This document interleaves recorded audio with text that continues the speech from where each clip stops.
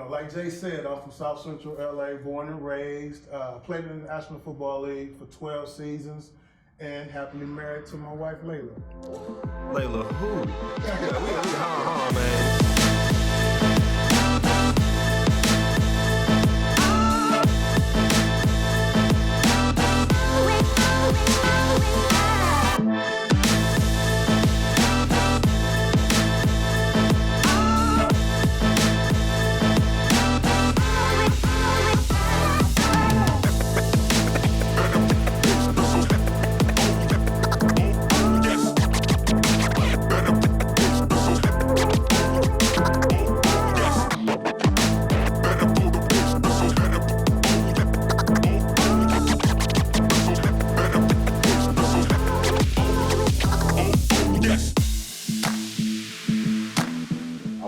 Curtis, like, you had a long career in the NFL, like 12 years. I mean, most guys be lucky they get 3 years.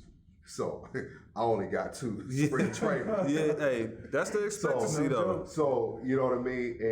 And just your transition, how much, did your upbringing play in how you made that transition, and what was that like for you? Well, I think our upbringing, whether it's good or bad, plays a significant role in just about everything we do, whether it's good or bad, and, my transition right now looks like it was a smooth transition to something great when actually it wasn't. Like, it was just the opposite, total opposite.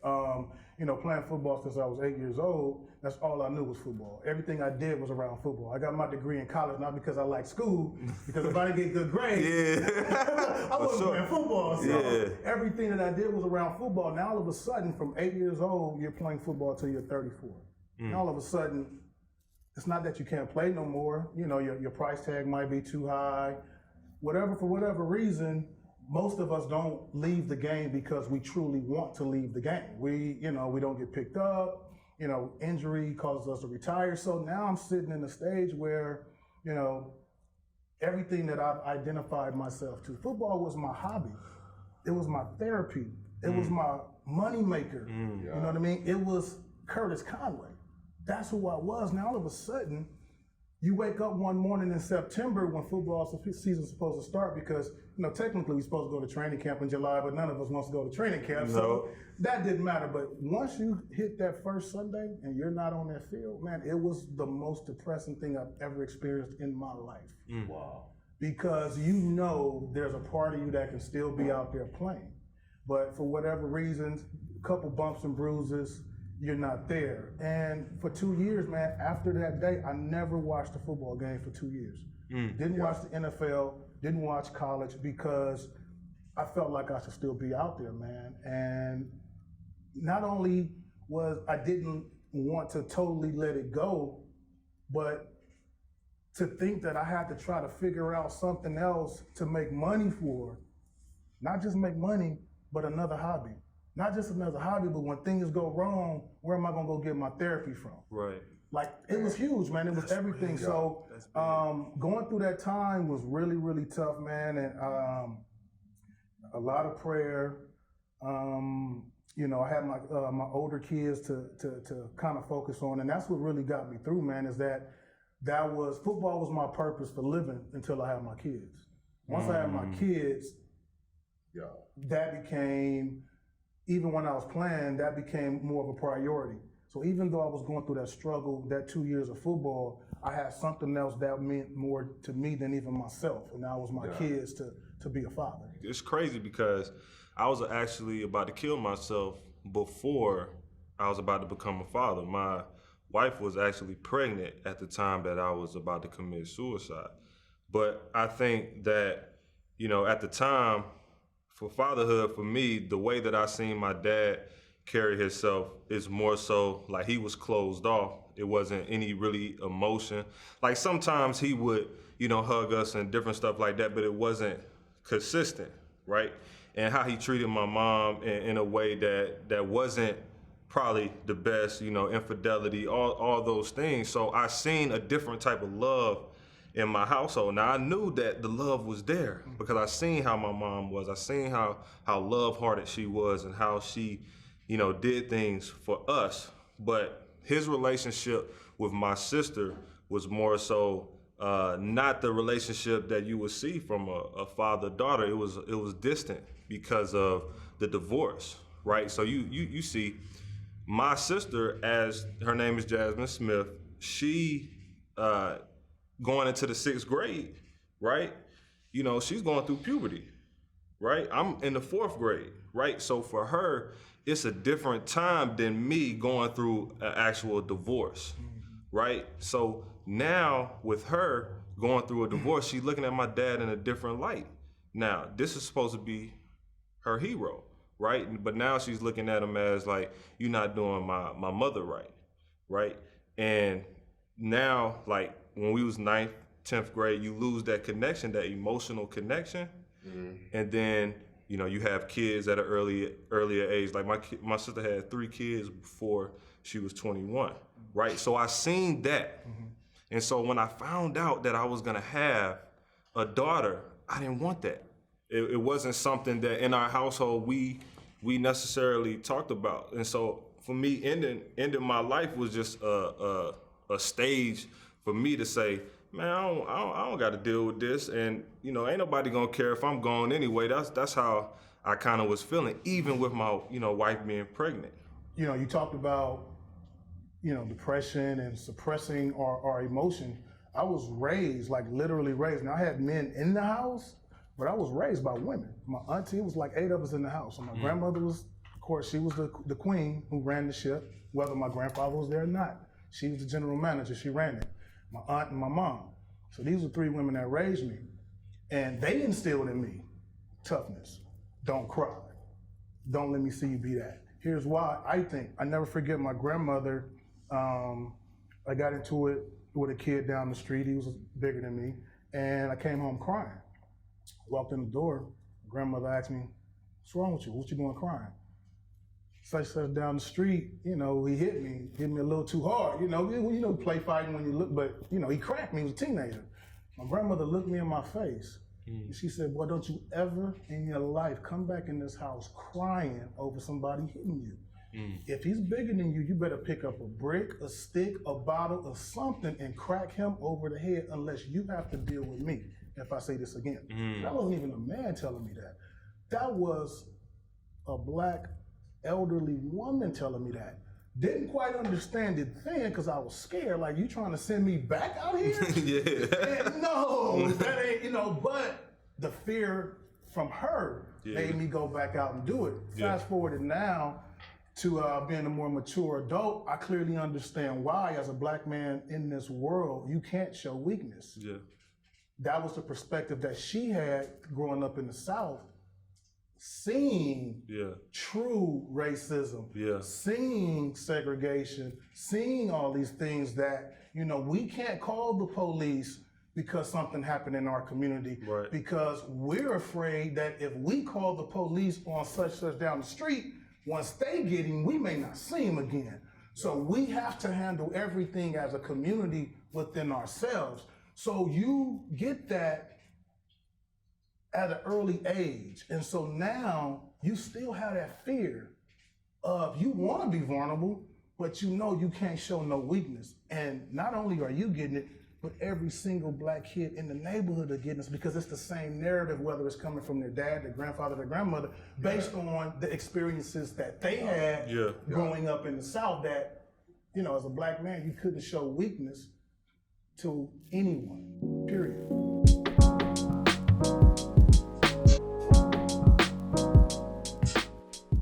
So Curtis, man, you said something about being depressed after the game of football, how that was like the hardest time for you. For me, like, I feel like to break that cycle at the time, I was thinking of, ending my life, even with me having, a daughter on the way. What was some of the things for you that helped you get through that moment? Was it your kids? Was it your wife? Like, how did you get through that moment? Well, it was crazy because I've been married before, twice. I've been married twice, and I was actually going through a divorce at that time. Done with the divorce, but I had custody of my kids on and off. On the off season, I had them with me. And so when I retired, Of course, off season is in the spring, so that's when I had the kids. So I had to give my kids back to my ex at the time I'm watching this game. So for 6 months, they're with their mom, and I'm getting them every other weekend. So you talking, man, you talking a split of 2 weeks before I can see my kids again, sitting in this big old house by myself. And it was funny because I'll never forget my mom. She didn't even really understand. She was like, "Boy, you got all this money, you got everything you've ever wanted. Go take some trips. Go do this. Go do that." And it was literally like, man, I can't see myself without the game. And I never forget my probably after a month of giving my kids back, my kids were with me one weekend. And literally, man, I just looked at them, and you're enjoying them.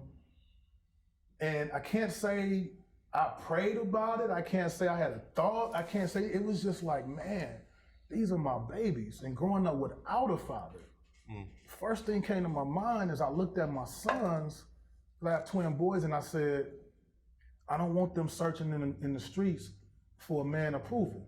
Because growing up for me, Man.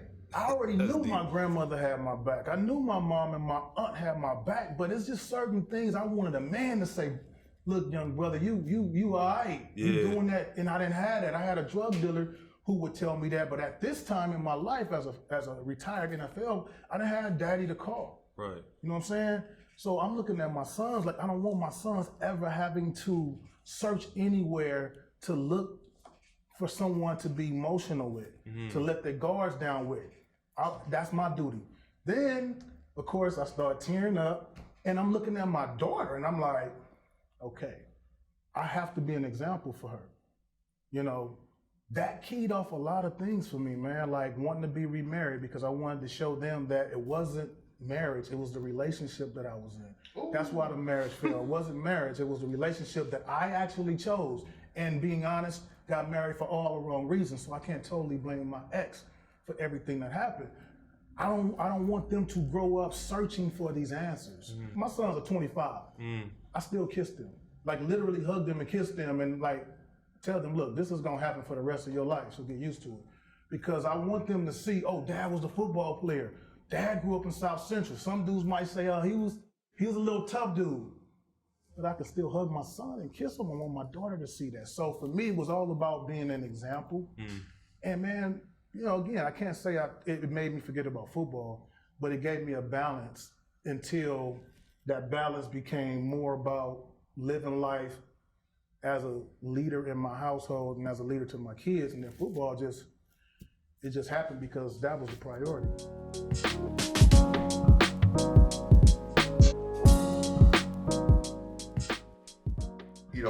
As I'm listening to Curtis like really break all of this down, man, and there's a level of sensitivity that you've evolved to that many of us never get to as men.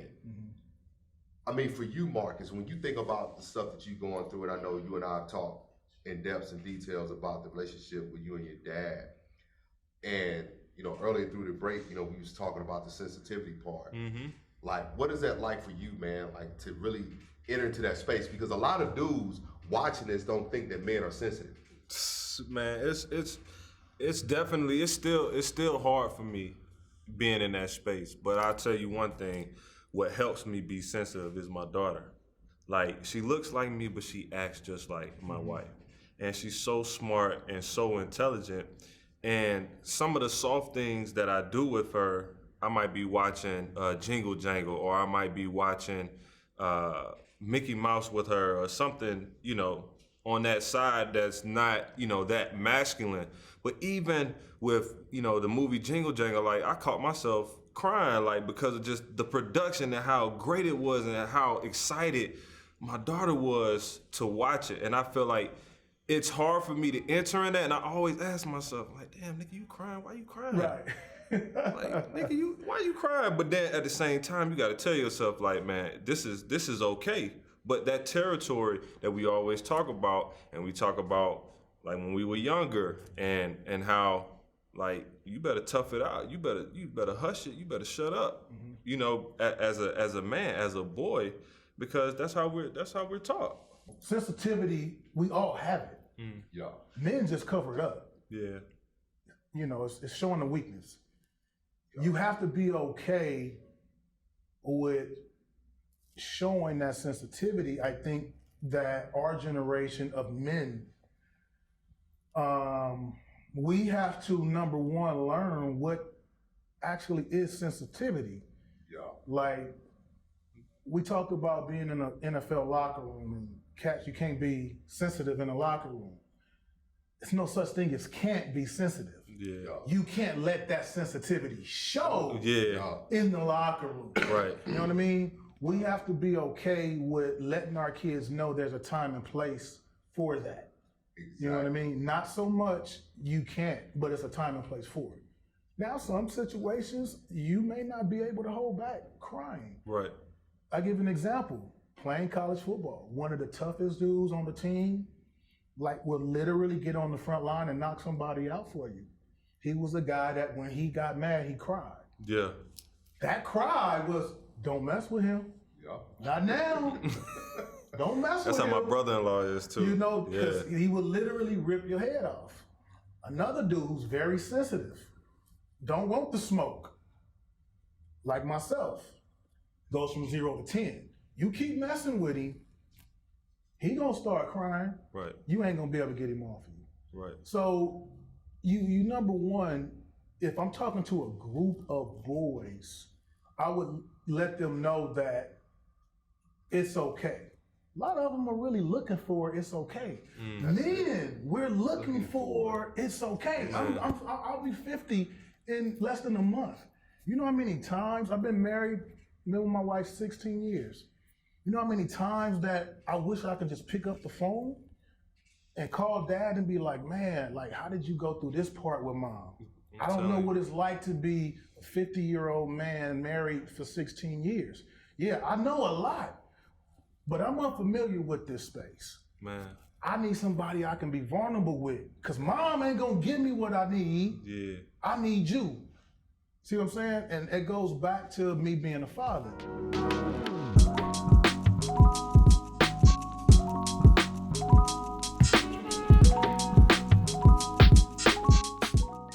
For me, man, you know, piggybacking off everybody's story, and like the hardest time in my life was when I got drafted, when I played with the Eagles.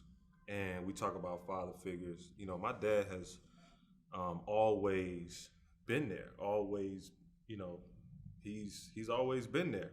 But we talk about physically, then we talk about emotionally. Now, me and my dad had an emotional disconnect, right? So the hardest time in my life when we were bumping heads and we didn't see eye to eye on certain stuff. And the most pivotal time in my career, that's when I wanted my dad the most. That's when I needed him the most. And I didn't get that. I didn't get that because of what, you know, we couldn't get past, you know, some of the stuff that we were dealing with each other, right? And, you know, I wasn't playing. I felt like I wasn't getting treated right by the Philadelphia fans. I felt like I wasn't getting a chance at all. And I used to sit in my room and cry every single day because I'm like, if this is the NFL, like, I'm like, man, fuck, I don't want this shit. Right. You know what I'm saying? I don't want this. And I wanted somebody to talk to kind of get through this, you know, this mess that I'm dealing with. But because of what we were going through, you know, I really needed my dad at that time, and I didn't get that. And we talk about longing for that conversation, that talk with them. You know, at that time it was like my wife came into the picture. That's what helped me push through. You know, my wife now, like, she came 2015. I was dealing with stuff with my dad, and she helped me really sift through all that pain and all that emotion, right? She let me be myself, and you know, she made it. She told me that it was gonna be okay, and that's all we looking for. But we looking for, if we can get it in other people, that's okay too. But at the same time, it's different. It hit different when it's your father. Like when my dad told me when I was a senior in high school, the first time he told me that, I'm gonna cry.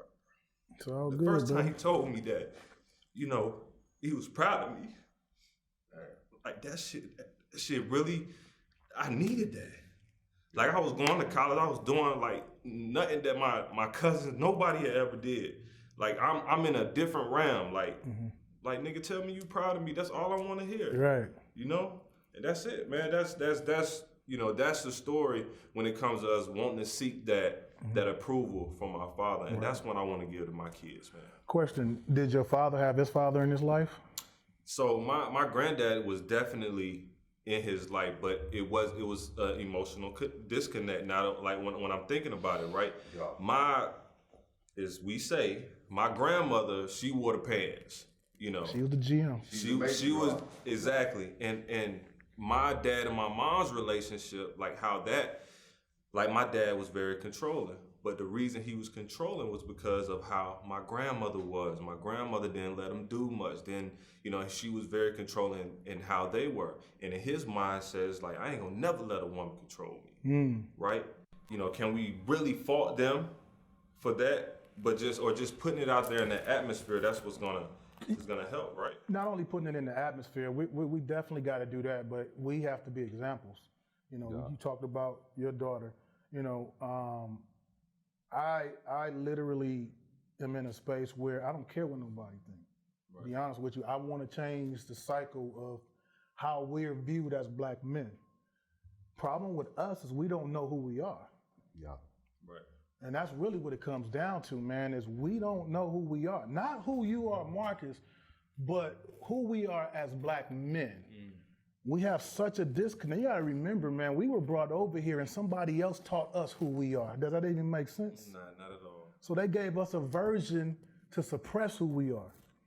So that's what our granddads and our great-grandfathers, they were treated a certain way, bro. And we have to look at things like, if I was in that situation, guess the first thing we say? Well, if I was this, I would have did this, that, and other. You don't know what you would have did. Nah.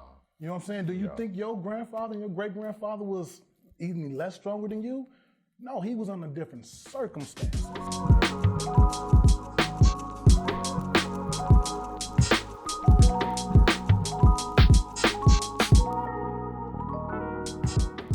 Man, so Kurt, man, you was talking about role reversal and like being sensitive. Like, you know, for me, I think like bath time with my daughter was a very sensitive part for me because in my household, you know, my mom gave us bath. My daddy, he was out, you know, working. He might be working a 12-hour shift at nighttime, but that was her role.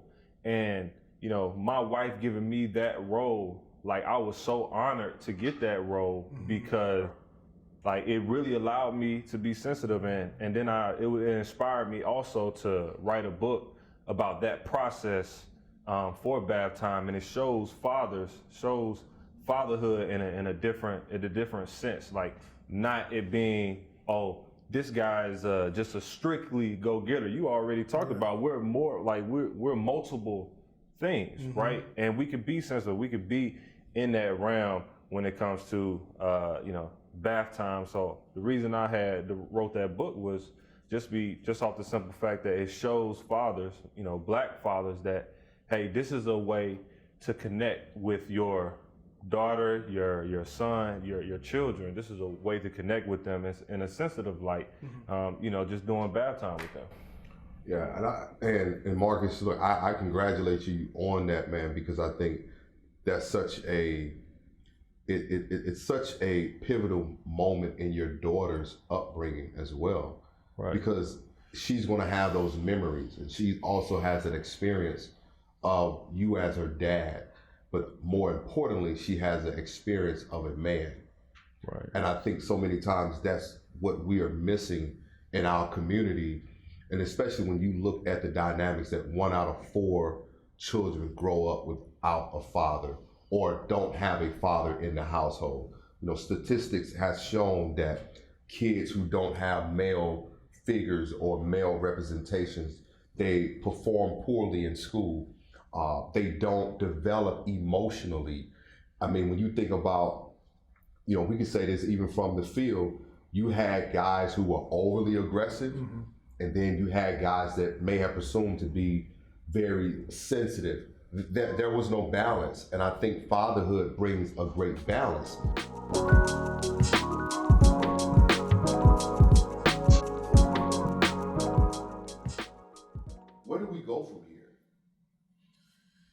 I think, again, I highly recommend Hidden Colors. Again, you can't go nowhere if you don't know who you are. And I think what we failed as a society is we chase the bag. We're chasing money. And we sell out our people, we sell out our women, we sell out our daughters, we sell out our own souls to get that bag.